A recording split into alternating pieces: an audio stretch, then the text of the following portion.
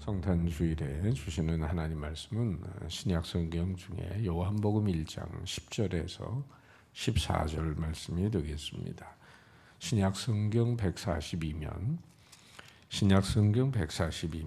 요한복음 1장 10절에서 14절까지 말씀 봉독할 때 살아계신 주님의 음성을 들으실 수 있기를 바랍니다.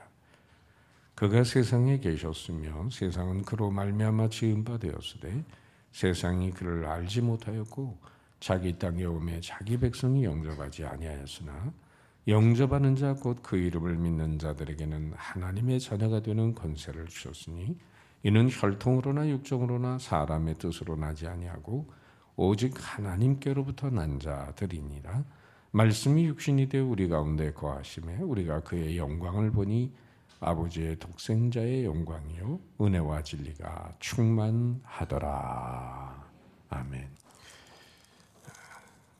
어느 날 60세의 왕이 된 빅토리아 왕의 맏아들 에드워드 7세가 왕비와 함께 산책을 나갔습니다. 왕비가 방울을 잘못 디뎌서 그만 발목을 삐고 말았습니다. 고통 때문에 왕비는 남편의 어깨를 잡고 깡충거리며 걸을 수밖에 없었습니다. 해는 저물어 가는데 다른 도리가 없는 왕은 왕비를 부축해서 한 농가에 도착을 해서 문을 두드렸습니다. 문을 두드리지 않아서 목소리가 들려옵니다. 누구세요? 왕이 대답합니다. 나 에드워드 왕입니다. 나 좀 들어가게 해다오. 그러자 그 안에 있는 남자 목소리가 또 들려오면 농담 장난 그만하고 돌아가세요. 왕이 다시 대답합니다. 나는 에드워드 너의 임금이란 말이다. 어서 문을 좀 열고 우리 집 들어가게 해달라. 그러자 화가 난 농부가 뛰쳐나오면서 소리를 지르는 거예요. 선량한 사람 잠도 못 자게 하는 이 괴롭히는 인간아, 그만 내가 가만두지 않을 거야. 혼쭐을 낼 거야 하고 문을 왈칵 열고 나오는데 에드워드 7세 임금이 왕비와 함께 서 있는 것이죠. 그리고 기절할 듯이 놀라면서 임금님께 백배의 사죄를 하고 왕과 왕비를 모셔서 왕비의 발을 극진히 치료해 드렸습니다. 세월이 흘러 나이가 많아진 집주인은 난간의 안락의자에 앉아 동네 사람들과 지나간 얘기를 하면서 그날 내가 하마터면 에드워드 7세 왕을 내쫓을 뻔했던 그 실수할 뻔한 일을 이야기했다고 합니다. 만약에 끝까지 문을 열어주지 않고 왕을 문전백대했다면 자기 신세는 어떻게 됐을까? 그래도 늦게나마 그분을 영접함으로 왕을 자기 집에 모실 수 있는 그 영광스러운 순간을 가졌던 감격을 되뇌이면서 옛날 얘기를 했다고 합니다. 지금부터 2000년 전에도 정말 이 땅에 찾아오신 만왕의 왕 대신 예수님을 끝까지 푸대접하고 배척했던 일이 있었습니다.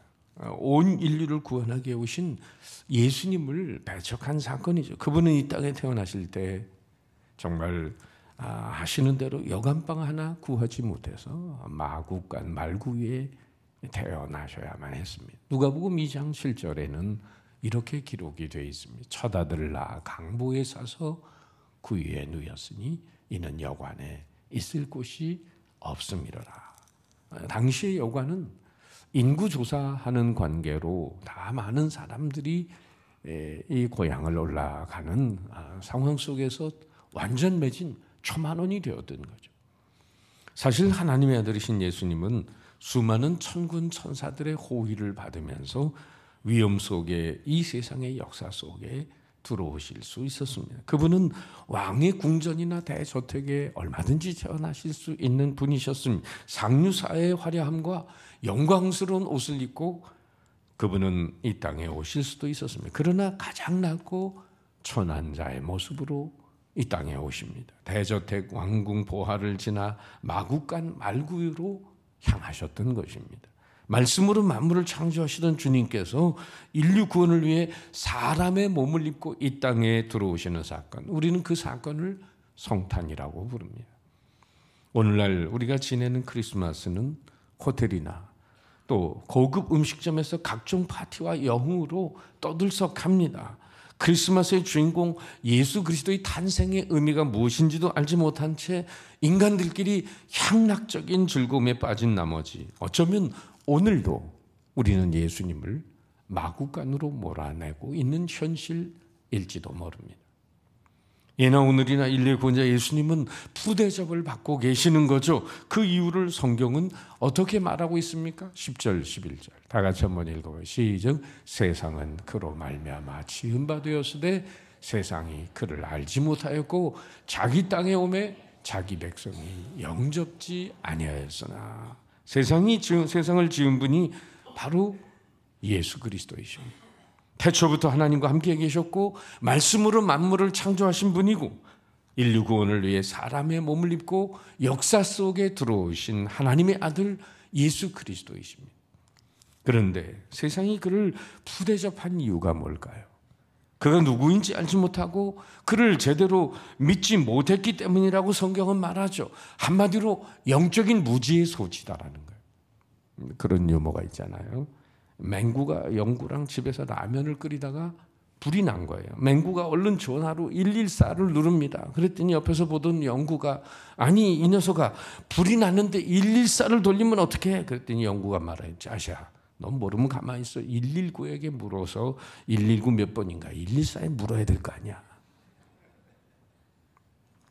그러니까 예수님은 끝내 인간의 무지 때문에 십자가에 달리십니다. 예수님 십자가에서 이렇게 말씀하지 않았습니까? 누가복음 23장 34절 아버지 저들을 사하여 주옵소서. 자기들이 하는 것을 알지 못함입니다. 무식하면 용감하다는 말이 있듯이 인간의 무지는 만왕의 왕이신 예수님의 탄생을 몰라보고 마구간으로 몰아버렸고 끝내는 십자가에 못 박아버리고 만 거죠. 그래서 요한복음을 쓴 예수님의 제자 사도 요한은 영생을 이렇게 정의해서 말씀해 줍니다. 요한복음 17장 3절 다 같이 시작. 영생은 유일하신 참 하나님과 그가 보내신 자 예수 그리스도를 아는 것이니이다. 여기서 안다는 것은 지식적인 알을 말하는 게 아니에요. 남편이 아내를 알고 아내가 남편을 알듯 체험적으로 알고 경험적으로 알고 나아가서 믿음으로 아는 것을 의미합니다. 그 누구도 예수님이 누구인지 바로 알게 된다면 그분을 푸대접할 인생은 아무도 없습니다. 모르기에 오늘도 그 만왕의 왕 되신 주님을 푸대접하고 사는 인생은 우리 주변에 너무도 많습니다. 모스크바 한 출판사에 헙스룩한 그런 사람이 와서 자기 원고를 보여주면서 책으로 좀 내주실 수 있을까요? 그랬더니 그 출판사 사장이 그런 원고는 얼마든지 굴러다니고 당신이 돈을 내고 부탁을 해도 만들어줄까 말까인데 일 없으니까 딴 데 가보시오. 그랬더니 그분이 헙스룩한 사람이 원고 뭉치를 품에 넣으면서 난 대중들이 내 글을 원한다고 해서 찾아왔는데 당신 이름이 뭔데? 라고 물었더니 그가 이렇게 대답합니다. 내 이름은 톨스토이입니다. 그때 그냥 황급히 이 출판사 사장이 아유 잘못했다고 그러면서 원고를 달라고 하는데 일 없다고 하면서 톨스토이는 그 자리를 떠났다고 합니다. 여러분 이렇게 제대로 알지 못하면 사람을 푸대접하게 마련이죠. 예수님의 탄생 당시 예수님을 푸대접하며 영접하지 않았던 세 종류의 대표적인 인물들이 있어요. 그들은 오늘날 예수를 거부하는 사람들을 대표합니다. 유대인의 첫째, 왕이 태어났다는 소식을 듣고 분노한 예수님 당시의 유대왕 헤롯입니다. 베들레헴과 모든 지경에 있는 사내 아이를 2살 이하로 다 죽이라고 명령하며 살육의 칼을 들이대면서 첫 번째 크리스마스를 맞이하려고 했던 이 헤롯의 오류는 과거의 이야기만은 아닙니다. 오늘날 많은 사람들이 교회에 출석하기를 거절하고 있는 이유가 뭐겠어요? 오늘도 많은 사람들이 주님을 왕으로 모시고 경배하지 않는 까닭은 자신이 헤롯처럼 스스로 왕이 돼서 살아가려고 하는 것입니다. 출세욕, 권력, 명예욕, 물욕에 매여서 많은 사람으로부터 스스로 경배, 찬양받기를 원하는 거죠. 헤롯처럼 예수님 때문에 자기 손해본다고 생각하는 사람은 언제든지 예수님을 배척하게 되어 있습니다. 두 번째, 종교 지도자들이면서도 예수님을 배척했던 사람들이 있습니다. 그들은 누구죠? 바로 서기관들입니다. 헤로드 왕은 동방 박사의 이야기를 듣고 이 서기관들에게 자문을 구하죠. 유대인의 왕 그리스도가 어디서 나겠느냐. 그럴 때 이 해박한 성경 지식을 가지고 있는 서기관들은 뭐라고 대답합니까? 마태복음 2장 5절에 유대 베들레헴입니다. 놀라운 지식을 가지고 있었어요. 그러나 아기 예수님이 탄생하는 장소에 저들의 얼굴은 찾아볼 수 없었습니다. 여러분, 오늘도 불신자들 가운데 세상 지식이 뛰어난 사람이 많아요. 철학, 문학, 과학, 세상 종교, 해박한 지식을 가지고 있으면서 진리의 근원 대신 예수님을 외면하고 사는 사람들이 많습니다. 인도의 세 학자가 배를 타고 늙은 뱃사공이 배를 모는데 그 천문학자, 힌두교 학자, 철학자 이 세 사람이 이제 강을 건너고 있는데 저마다 자기가 믿는 학문과 종교에 대해서 자랑을 잔뜩 하고 있어요. 그러면서 뱃사공 할아버지에게 당신 좀 뭘 좀 배웠소? 자기는 아무것도 모른다고, 배운 게 없다고 그랬더니 무식하구만. 학자들이 자기 지식을 자랑하면서 놀려대는데 갑자기 바람이 불더니 배가 뒤집혀진 거예요.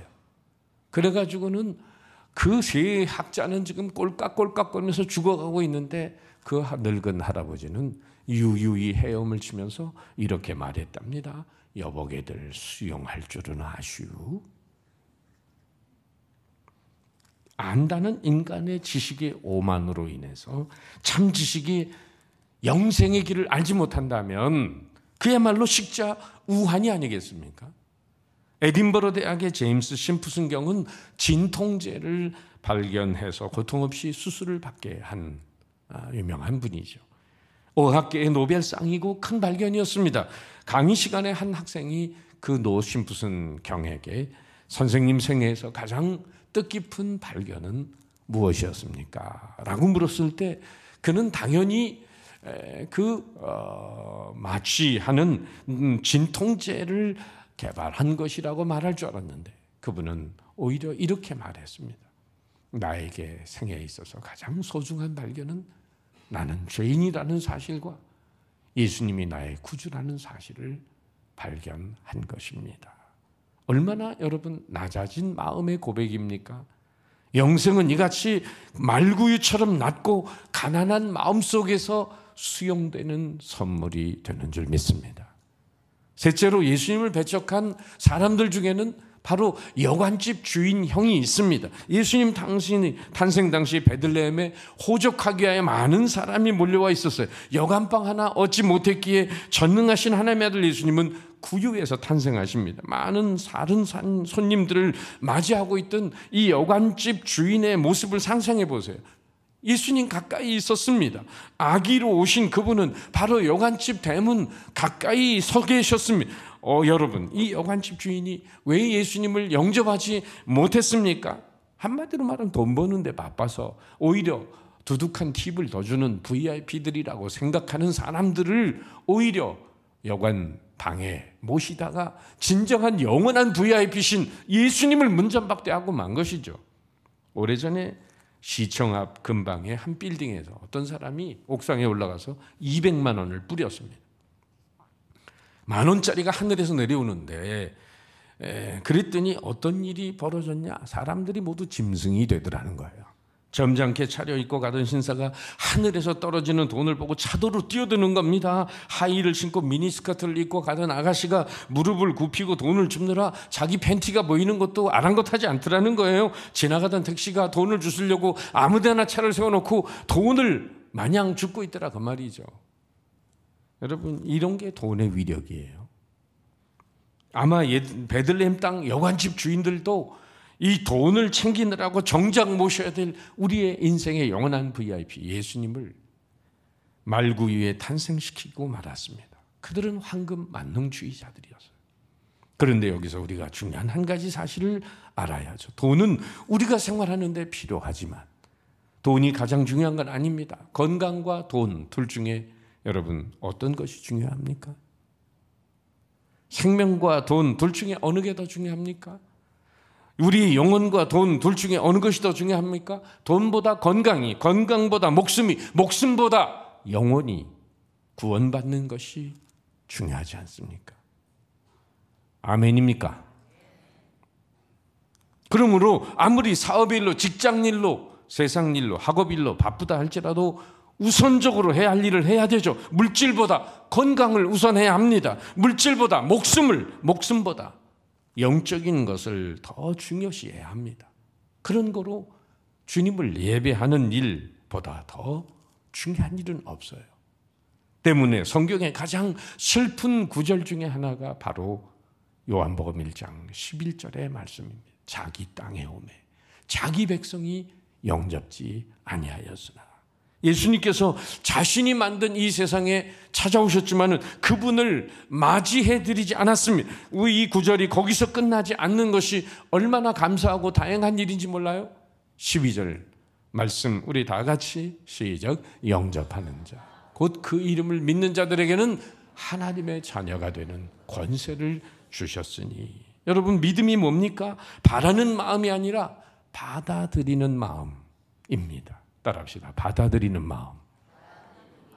믿음은 자기 지식에 기초한 확신이 아니라 영접하는 것이라고 성경은 말합니다. 성화 중에 홀맨 헐트라고 하는 학가가 그린 세상의 빛, The Light of the World, 유명한 그림이 있어요. 우리가 쉽게 볼 수 있는 성화인데 한번 그림을 보시기 바랍니다.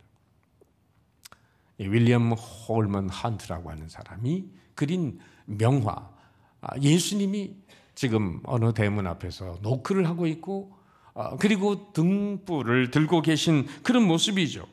오랫동안 굳게 닫혀있는 곳으로 봐서 문 밖에 주님이 오래 서 계셨습니다. 그 문 주변에는 덩굴들이 아무렇게나 늘어져 있는 걸 보면 오랫동안 닫혀있는 문이었다는 걸 알 수 있어요. 그 문은 바깥에서 열 수 있는 손잡이가 없었습니다. 그러니까 이 집에 등불을 들고 우리 주님이 들어가시려고 하지만은 손잡이가 없어서 안에서 열어주지 않으면 들어갈 수 없는 문이라는 거예요.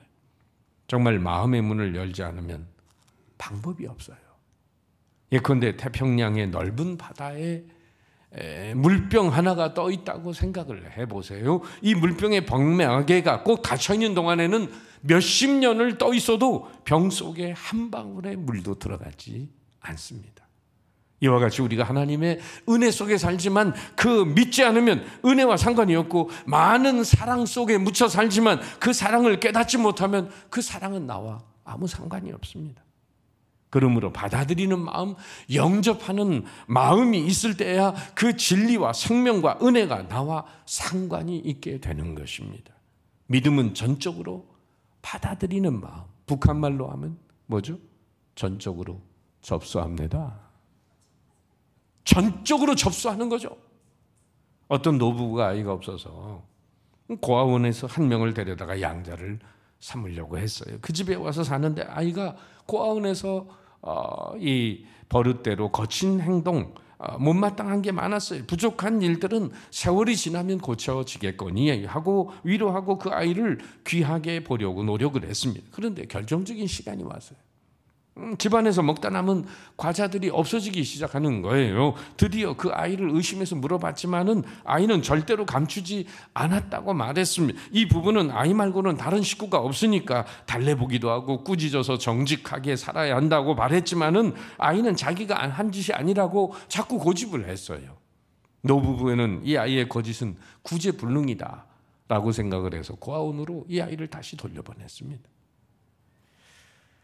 아이가 떠난 뒤 얼마 후에 집안 대청소를 하다가 옷장 뒤에 과자 부스러기가 수북히 쌓여있는 것을 발견했어요. 쥐들이 한 짓이었습니다.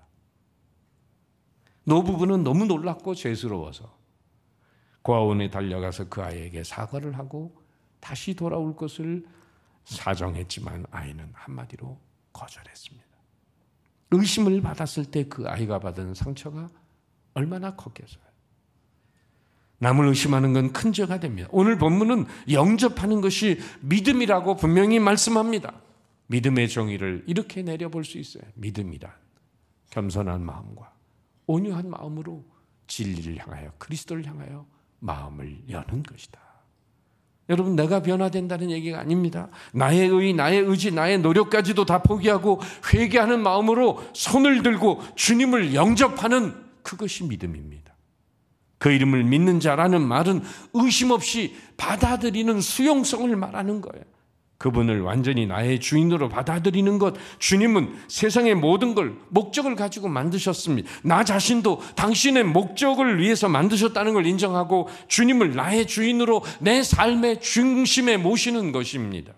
이제는 내가 하는 일이 그래서 모두 그분이 하는 일이 되는 것이고, 봉사를 하고 구제를 해도 내 이름으로 하는 게 아니라 그분의 이름을, 그분의 영광을 위해 하는 것입니다. 그분은 나의 주인이시고 내 행동의 모든 동기가 되고 결정권자가 되고 내 인생의 왕이 되시는 것입니다. 그렇게 사는 사람이 바로 하나님의 자녀가 되는 권세와 축복을 누리게 되는 것입니다. 따라서 하나님의 자녀가 되는 길은 하나뿐이에요. 혈통으로 되는 것도 아니고 착한 일 많이 해서 공로로 세워지는 것도 아닙니다. 오직 예수님을 나의 창조주, 내 하나님이요, 내 인생의 빛으로 믿는 것입니다. 마음 깊이 의심 없이 확실하게 그분을 믿고 받아들이는 것, 영접하는 거죠. 그래서 다시 한번 12절 13절 읽어보죠. 시작. 영접하는 자, 곧 그 이름을 믿는 자들에게는 하나님의 자녀가 되는 권세를 주셨으니 이는 혈통으로나 육정으로나 사람의 뜻으로 나지 아니하고 오직 하나님께로서 난 자들이니라. 이런 축복이 여러분과 함께 하시길 바랍니다. 그렇다면 이런 믿음을 소유한 사람들이, 영접한 사람들이 누리는 축복은 무엇일까? 축복의 4차원을 결론적으로 생각해 봅니다. 먼저 말씀 그대로 첫째는 하나님의 자녀가 되는 축복을 누리게 됩니다. 본래 우리는 하나님의 자녀가 될 형편이 아니지만은 믿음으로 양자가 되는 것입니다. 양자가 된다는 것은 상속권을 의미하며 자유를 의미합니다. 우린 죄의 노예였고 악마의 노예였습니다. 세상의 노예였는데 이제 예수 그리스도를 구주로 영접함으로 말미암아 하나님의 자녀로서 모든 죄와 저주와 사망의 권세에서 자유롭게 되는 것을 의미합니다. 바울은 이 사실을 아답션, 양자가 되는 것, 로마서 8장 15절에 보면은 우리가 양자의 영을 받았으니 하나님을 아버지라 부르게 되었다라고 말하고 있어요. 저와 여러분이 하나님의 양자로 들어가 하나님의 아들, 딸이 되는 거예요. 그러면 하나님의 아들 대신 예수님과 형제가 되는 겁니다. 남자들에게는 예수님은 형이 되고, 그래서 성경은 예수님을 맏아들이라고 표현하는 거예요. 그리고 여자들에게는 오빠가 되는 거죠. 신나지 않습니까, 여러분? 별로 신나지 않는 마이네. 보통 삼류소설 같은 데 보면 양자 양녀로 들어가면 계모로부터 학대를 받고 차별을 받아요. 우리가 그러나 하나님의 양자로 들어가면 그런 차별이 없는 줄 믿습니다. 그런 의미에서 로마서 8장 17절에 사도 바울은 이렇게 말하죠. 자녀이면 또한 상속자, 하나님의 상속자여 그리스도와 함께한 상속자니. 여러분, 하늘나라의 상속을 그대로 받게 되는 것이, 천국을 유업으로 받게 되는 거예요. 오래전에 우리나라 대기업 회장 한 분이 TV에 나와서 대학생들과 자담회를 가졌는데 그중에 한 학생이 이런 질문을 하는 거예요. 오래전이지만은 우리나라가 일본을 따라가려면 30년이 뒤쳐졌다고 하는데 언제쯤이면 따라갈 수 있겠습니까? 이런 질문을 했더니 그 회장님의 대답이 이렇게 말합니다. 따라간다고요? 편승하는 겁니다. 중요한 의미를 얘기하셨는데, 다시 말하면 마음을 바로하고 생각을 바로하기만 한다면 내일이라도 곧장 편승한다는 거예요. 여기 신학적인 의미가 있어요. 여러분, 하늘을 날 수 있는 비결이 뭐죠? 비행기 타면 됩니다. 바다 위를, 물 위를 걸을 수 있는 비결이 뭐죠? 배 타면 됩니다. 내가 하나님의 자녀되면 오랜 세월이나 일정 기간이 걸리는 게 아니라 바로 그리스도를 영접하는 순간 하나님의 자녀로 인침을 받습니다. 구세주로 믿는 순간 하늘나라 생명책에 그 이름이 등록되는 줄 믿습니다. 또한 두 번째, 요한복음 2장의 가나의 혼인잔치 집처럼 예수님을 나의 삶의 현장에 모셔드릴 때 어떤 일이 발생합니까? 물이 포도주로 변하는 기적의 역사가 일어납니다. 예수님은 우리의 모든 삶에 깊이 초대하고 살아갈 때 여러분, 두 번째, 우리의 삶을 책임지시는 은혜와 축복이 있습니다. 여러분은 하나님의 자녀 되는 권세, 아들, 딸의 권세가 무엇인지 아세요? 어린 아이가 넘어지면 엄마하고 아빠하고 부르기만 하면은 그 목소리를 알아차린 엄마 아빠가 달려옵니다. 그리고 호호 불어주고 약을 발라주고. 그러니까 하나님의 자녀 되는 권세는 아버지 하나님을 부르기만 하면 언제든지 하나님 아버지가 다가오셔서 우리 인생을 책임져 주시는 것입니다. 믿습니까? 그리스도를 영접한 사람은 아무리 인생의 막다른 골목길에 있어도 주님 부르짖으면 주님 달려오시는 것입니다. 무슨 잘못된 일이 있을까? 옛사람처럼 노심초사할 필요가 없어요. 하나님이 책임져 주시는 하나님의 자녀입니다. 부르기만 하면 달려와 책임져 주시는 그분, 바로 이것이 아들의 권세입니다.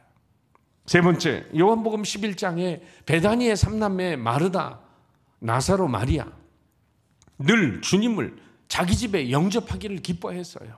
그래서 평안한 안식처를 제공했던 그 집에 예수님은 십자가 달리기 전에 큰 선물을 하나 주고 가십니다.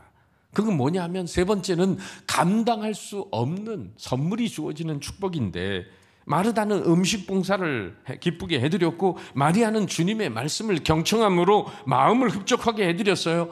그런데 바로 그 가정에 엄청난 기적의 선물을 베푸시잖아요. 오라비 나사로가 병들어 죽었을 때 바로 주님이 다가오셔서 그 무덤 앞에서 나사로야 나오너라, 나사로야 나오너라.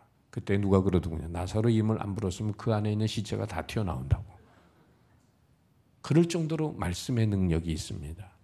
여러분, 정말 비바람이 몹시 내리치던 어느 날 새벽 1시경에 필라델피아의 조그만 호텔 로비에 나이가 지긋한 부부가 들어섰습니다. 여기 방 하나 얻을 수 있을까요? 종업원은 객실의 선부 손님이 꽉 찼습니다. 이 도시에는 아마도 지금 이 시간에 숙박할 데가 없을 겁니다. 하지만 비가 이렇게 쏟아지는데 괜찮으시다면 제 방에서 주무시죠. 제 걱정은 마십시오. 다음 날 아침 노부부는 그 종업원의, 호텔 종업원의 방에서 하룻밤을 머물고 나오면서 숙박비를 지불하면서, 당신은 미국에서 제일 좋은 호텔의 사장이 되어야 될 사람이군요. 언젠가 당신을 위해서 호텔 하나 지어드릴게요. 그래서 이 호텔 종업원은 비식 웃으면서 아유 뭐 하룻밤 재워드렸다고 무슨 나한테 호텔까지 선물을 하신다고 농담도 크시네. 그랬는데 2년이 지난 뒤에 그 종업원은 그 하룻밤을 재워드렸던 노인으로부터 뉴욕에 와달라는 편지와 함께 비행기표가 도착을 했습니다. 시내 중심가에 거대하게 신축한 대리석 호텔로 인도되었어요. 노인은 이 젊은이를 향해 바로 저것이 당신이 경영하도록 내가 지은 호텔입니다.